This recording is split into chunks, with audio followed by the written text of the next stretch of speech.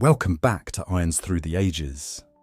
Last time, West Ham United navigated the decade after their greatest triumph. Clyde Best arrived from Bermuda and faced a level of racist abuse that the football authorities did nothing to prevent, and responded with a courage that changed the sport. Billy Bonds and Trevor Brooking became the new spine of the club. The FA Cup was won again in 1975, with Bobby Moore in the opposing side, and a European final in 1976 was lost to Anderlecht in Brussels, in one of the most accomplished, if ultimately unsuccessful campaigns the club has ever produced. Today we cover what may be West Ham United's most eventful managerial reign. 15 years, 2 FA Cups, 2 relegations, a second division title, the highest ever league finish in the club's history, and one afternoon in May 1980 that has never been repeated, the last time a team from outside the top flight won the FA Cup. To this day, more than 40 years on, it has not been done since. The man at the centre of all of it is John Lyall, born in Ilford, formed at West Ham, forced to retire through injury before he had fully made his name as a player, and then, in the manner of the Academy of Football's best tradition, rebuilt into something even more valuable than the player he might have been. John Lyall is the most successful manager in West Ham United's history, and his story, for all its complications, is one of the great managerial careers in English football. This is episode 8, The Lyall Years. John Angus Lyall was born on the 24th of February 1940 in Ilford, Essex. He joined West Ham as a 15-year-old groundstaff boy in 1955, cleaning boots, painting stands, doing the work that young apprentices did before the sport had any particular glamour attached to it. He watched Ted Fenton manage. He watched Ron Greenwood begin. He absorbed the culture of the club from the inside at the unglamorous end before he became anything on a football pitch. As a player, Lyall was a left-back of genuine quality, good enough to make 36 first-team appearances and to play in the 1957 FA Youth Cup final. But in 1963, a knee injury ended his playing career before it had properly begun. He was 23 years old. That kind of loss, at that age, could have pushed a person away from football entirely. Instead, Lyall stayed. He moved into coaching under Greenwood, serving an apprenticeship of 15 years before being handed the manager's job in April 1974. What Lyall brought to the role was everything the academy tradition would predict: deep technical knowledge, a profound belief in playing the game the right way, a loyalty to the club and its community that never wavered. But he also brought something that was distinctly his own, an extraordinary capacity for relationships. Lyall was loved by his players in a way that few managers achieve, not because he was soft. He could be forensically honest when the situation required it, but because he treated every person in his care as a full human being. He knew their families. He attended their crises. He was, in the best possible sense, a father figure to generation after generation of West Ham players. He was also a tactically astute manager who made brave decisions under pressure. The 1980 FA Cup final is the supreme example of this, and we will get to it shortly. But across 15 years, Lyall consistently found ways to be competitive with resources that were modest by the standards of English football's upper division. He bought well when he bought. He developed players when he couldn't buy. And he almost never lost the thread of what West Ham United was supposed to be. John Lyall passed away on the 18th of April, 2006, aged 66. He is remembered at the club with the warmth and respect that his tenure earned. The fans who watched his teams in the late 1970s and 1980s cite him as the last West Ham manager who truly understood what the club was. That may be a statement coloured by nostalgia, but it is not wrong. In 1978, West Ham were relegated from the First Division for the second time in the club's history. The first had been in 1932, after 7 consecutive defeats at the end of a season that left the club bottom of the table.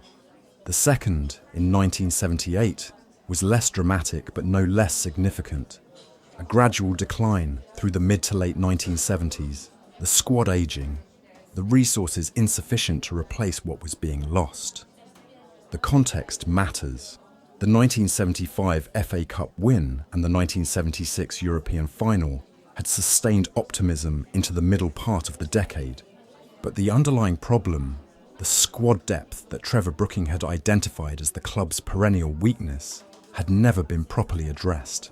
As Billy Bonds aged, as the supporting cast thinned, results became harder to come by. West Ham were relegated from the First Division in the 1977-78 season. In a different club, this might have led to the manager's dismissal. In a different era, it almost certainly would have. But the West Ham board, to their credit, kept faith with Lyall. They understood, as the board had understood, in 1932-33, when Charlie Painter was kept on after Sid King's departure, that the answer to a temporary decline was not to destroy the culture that had produced everything good the club had ever done. Lyall was given time and resources. He used both with characteristic intelligence. His key signings during the Second Division years were transformative. Phil Parkes, bought from Queen's Park Rangers for £565,000 in 1979, a world record fee for a goalkeeper at the time, brought a presence and quality between the posts that West Ham had not had since Bobby Ferguson. Ray Stewart, signed from Dundee United for £430,000, a British record fee for a teenager, gave the right-back position a solidity and attacking threat that it had previously lacked. Alan Devonshire, signed from non-league Southall for just £5,000 in 1976, was becoming one of the most elegant wide midfielders in English football. With those pieces in place, alongside Bonds, Brooking and the other survivors of the First Division years, Lyall built a Second Division side that was not merely waiting to escape the division, it was building towards something more substantial than that. Something extraordinary, as it turned out. The 1979-80 FA Cup campaign began, as these things often do, without any particular sense of destiny. West Ham were a Second Division club, 7th in their league, with no realistic prospect of promotion that season. The Cup was the opportunity, and Lyall's side, throughout January to May, took that opportunity with both hands. West Bromwich Albion were beaten in a replay. Leyton Orient and Swansea City fell in the next rounds. Aston Villa, a fine First Division side, were defeated in the quarter-final, and then came the semi-final against Everton, which required a replay before West Ham prevailed 2-1 after extra time. Frank Lampard, father of Chelsea's future manager, scoring the winning header in the final minutes of additional time. The final, on the 10th of May 1980, was against Arsenal, the champions of London's North, the holders of the FA Cup, a First Division side of genuine quality containing Liam Brady, Frank Stapleton and Pat Jennings in goal. West Ham were a Second Division side, lying 7th in their table. The bookmakers, the pundits and most of English football expected Arsenal to win comfortably. Before the match, Brian Clough, never one to suppress an opinion, offered his assessment of Trevor Brooking. Brooking, said Clough, floated like a butterfly and stung like one. Clough had misjudged his man. John Lyall's tactical preparation for the final was meticulous. He played David Cross as a lone striker, with Stuart Pearson in a withdrawn role just behind him, and Alan Devonshire given licence to carry the ball from deep on the left. The formation neutralised Arsenal's midfield and created space in channels that their defence hadn't prepared for. It was the kind of intelligent tactical thinking that Greenwood would have recognised and approved of. After 12 minutes of cautious probing play, Devonshire made a surging run down the left flank and delivered a low cross into the Arsenal box. David Cross met it. His shot was blocked by Willie Young. The ball fell to Stuart Pearson, who mishit his shot, sending it skidding sideways across the face of the goal. Trevor Brooking, a man not noted for heading the ball, a man who had scored 101 goals for West Ham in 13 seasons and could count his headers among them on one hand, saw it coming. He leaned back, he got his head to it, he steered it past Pat Jennings from 8 yards. West Ham 1, Arsenal 0, after 13 minutes. What followed was 77 minutes of organised defensive excellence. Phil Parkes making save after save, Billy Bonds leading by example in a midfield that refused to crack, Paul Allen, 17 years old, the youngest player ever to appear in an FA Cup final at Wembley running until Arsenal's superior First Division quality was simply outrun by West Ham's collective will. Near the end, Allen broke clear with only Jennings to beat. Willie Young, Arsenal's centre-back, brought him down from behind, outside the penalty area. It was a professional foul in everything but name. The rules in 1980 had not yet made it an automatic red card. Young was booked. The free kick came to nothing. West Ham held on.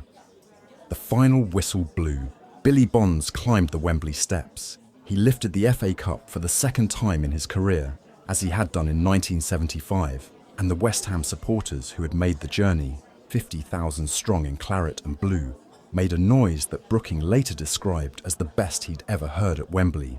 Lyall, looking back at it that evening at the Savoy, told the story of Brooking's goal. He had headed the ball only once that season, Lyall said. Thank God it was on that day. More than 40 years later, no team from outside the top flight has won the FA Cup. Sunderland nearly did it in 1973. Southampton did it in 1976 as First Division opponents. But since West Ham beat Arsenal at Wembley on a sunny May afternoon in 1980, the Cup has not gone to a lower division club. The gap between the top flight and the rest has grown with television money and commercialisation to the point where such a result is now considered almost inconceivable. Which makes what West Ham did, what Lyall built, what Bonds captained, what Brooking won with his forehead, all the more remarkable. It was the last time. It has always been, for 45 years now, the last time. Remember that when you think about the 1980 FA Cup final. Not just as a West Ham victory, as a piece of football history that will probably never be repeated. If the 1979-80 season produced the FA Cup final miracle, the 1980-81 season was even more extraordinary in terms of its breadth of achievement. West Ham won the Second Division title by a 13-point margin, romping back to the First Division with a record that left every other team in the division well behind. They did it with an attacking verve and a defensive solidity that made them one of the best sides in English football that year, regardless of which division they were playing in. But that was not all. In the same season, West Ham reached the League Cup final, pushing the mighty Liverpool League champions, European champions, to a replay before losing 2-1. They also reached the quarter-finals of the European Cup Winners' Cup, losing to Dinamo Tbilisi of the Soviet Union, who went on to win the competition. In the same season, Second Division champions, League Cup finalists, European quarter-finalists. It was a season of astonishing scope for a club of West Ham's resources. The Second Division title was celebrated in East London with a joy that was distinct from the FA Cup celebrations. There is something specific about a promotion, about ending an exile from the top flight, about going back where you belong, that the Cup cannot replicate. West Ham had been away from the First Division for 3 years. Now they were coming back, and they were coming back at the top of their division with 13 points to spare, with a quality of football that announced their return emphatically. Lyall had done what the board had trusted him to do. He had taken the club down, stayed, rebuilt, and brought them back stronger than before. It is, across a career full of achievements, perhaps the most impressive sequence he produced. The first 4 seasons back in the First Division were, by West Ham's recent standards, relatively unremarkable. 7th, 9th, consistent enough, but not the performances that would make those seasons linger in the memory. The club was consolidating. The squad was aging in places and young in others. Trevor Brooking, now in his mid-30s, was still magnificent but approaching the end. Billy Bonds, improbably, was still playing, still excellent, still committed, still the most reliable player in the squad through his late 30s. Frank Lampard Sr., West Ham born and bred, another product of the academy, was in the back four, the kind of solid, intelligent fullback that the club had always produced. During these years, two players arrived who would define the next phase of the club's story. Tony Cottee was East London born, hammers mad, a product of the youth system in every sense. Lyall handed him his first team debut in January 1983, when Cottee was 17 years old. He was a centre forward of exactly the kind the academy had always prized: quick, technically sharp, with a goal scorer's instinct that could not be coached. It was either there or it wasn't, and in Cottee, it was emphatically there. He scored on his debut. He never really stopped scoring.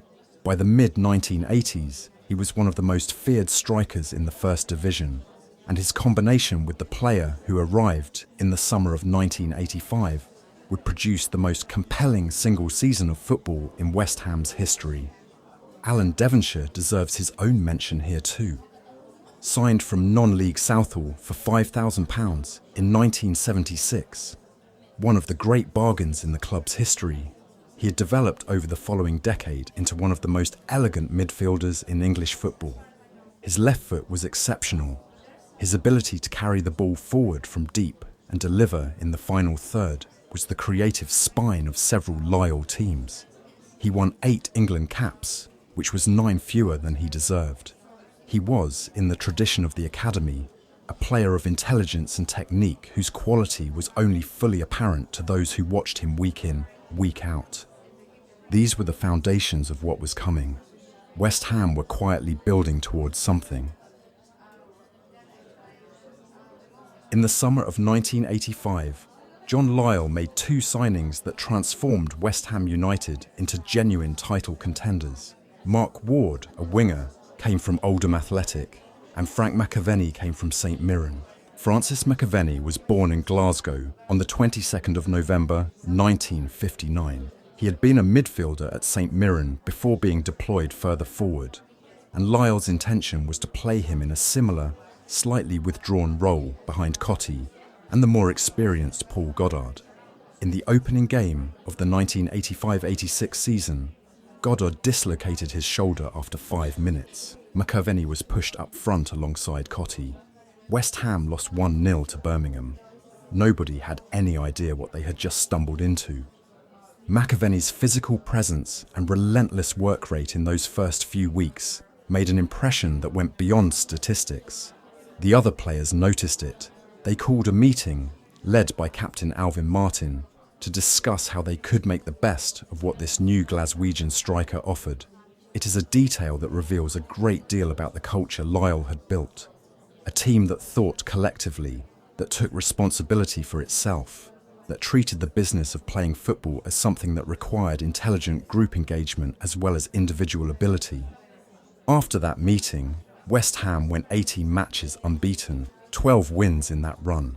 The goals came from everywhere, but primarily from the partnership that nobody had planned. McAvennie and Cottee, dissimilar in every way, the tall, physical, extrovert Glaswegian and the compact, quick East London boy, complementing each other with a naturalness that looked, in the best moments, inevitable. The 1985-86 First Division season was, statistically, West Ham United's finest. McAvennie scored 26 league goals, bettered only by Everton's Gary Lineker. Cottee scored 20. An 18-game unbeaten run through the autumn and early winter took West Ham to the top of the table. They beat Chelsea 4-0 at Stamford Bridge. They beat Newcastle 8-1 at Upton Park. They played football that the East End had not seen since the early Greenwood years. Fluid, attacking, driven by goals from a partnership that felt, for those months, like the most exciting thing in English football. Then came the winter. The south of England was hit by severe weather that disrupted West Ham's programme more than their northern rivals. Matches were postponed, backed up, rescheduled. An FA Cup run to the 6th round added to the congestion. For 8 weeks between January and March 1986, West Ham played only 1 league match. By the time they returned to consistent league action, the accumulated momentum had dissipated, and catching Liverpool and Everton required performances that were simply beyond a squad of West Ham's depth. They finished 3rd, behind champions Liverpool and runners-up Everton.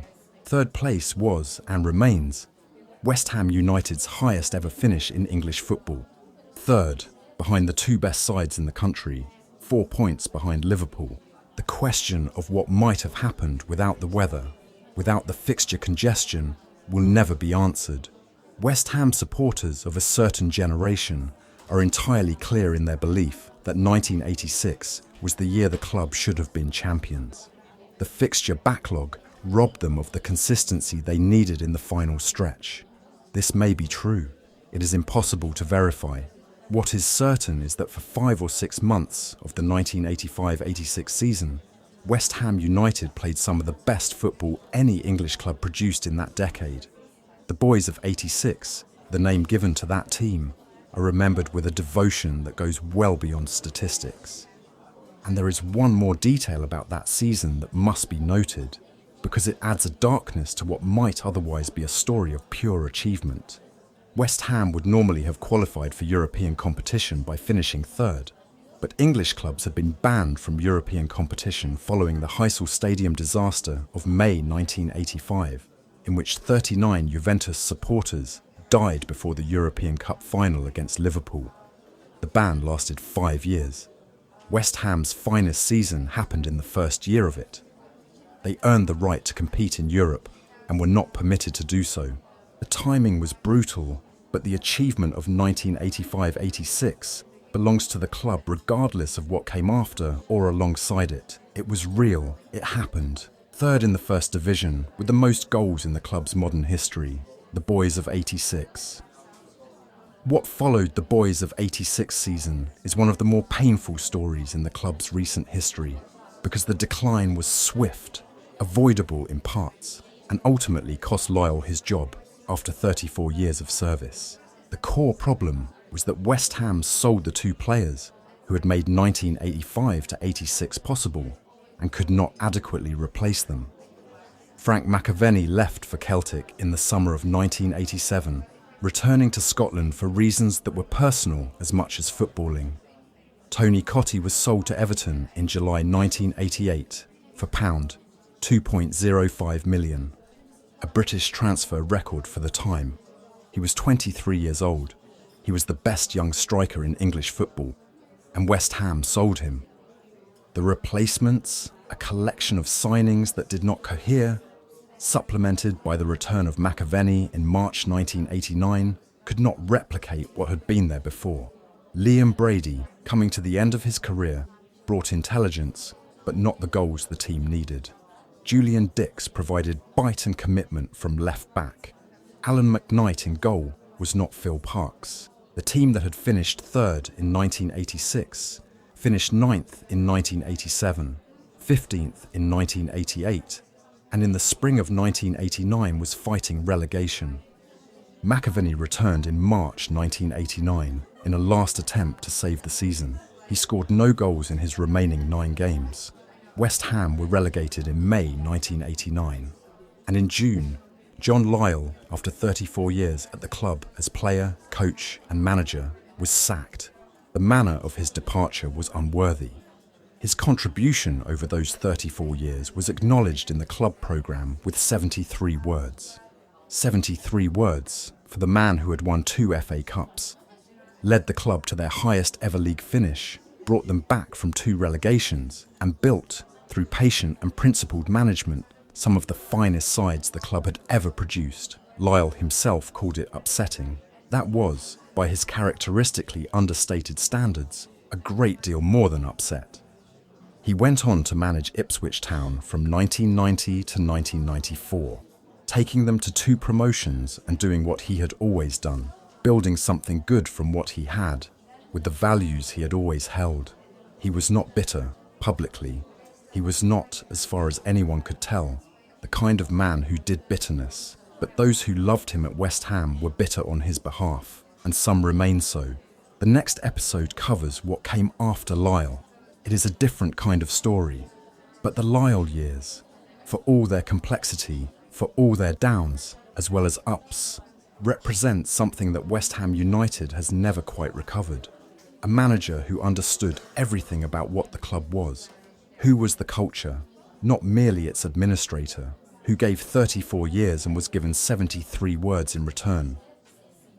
On this afternoon, Cottee scores first. He always seems to score first.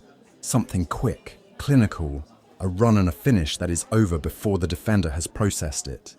Then McAvennie gets one, a header or a turn in the box. Something physical and decisive. West Ham are winning 2-0 at half-time, and the Berlin ground sounds like a kettle coming to the boil. In the second half, the football gets more expansive. Devonshire on the left, carrying, threatening, that left foot delivering balls that the strikers feed on.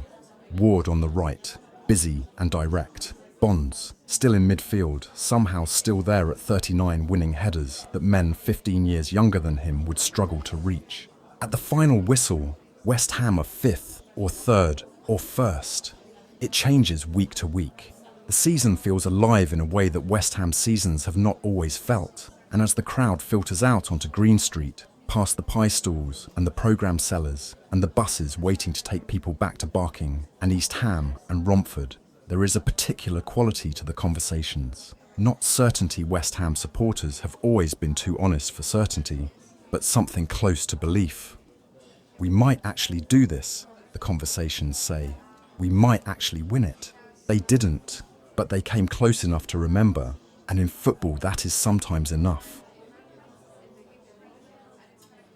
15 years, 2 FA Cups, 1 miraculous, 2 relegations, 1 recovered from brilliantly, a second division title, a League Cup final, a European quarter-final, and 1 season in 1985 to 86 that came within a fixture congestion and a harsh English winter of producing something the club has never managed, a league title. John Lyall built all of it. He did it with the values the academy had always espoused, with the loyalty the community had always demanded, and with an attention to the human beings in his care that set him apart from almost any manager of his generation. He was given 34 years of service and 73 words of farewell. English football's treatment of its managers has never been kind, but the treatment of John Lyall by the club he gave his life to was one of the sport's less glorious moments. Next week, the 1990s and 2000s, the Premier League era, a new generation of West Ham players who would go on to extraordinary fame elsewhere. Rio Ferdinand, Frank Lampard, Joe Cole, Michael Carrick, and the managers who navigated a period of commercial transformation that tested the academy's values in ways that Greenwood and Lyall never had to face. Come on, you Irons.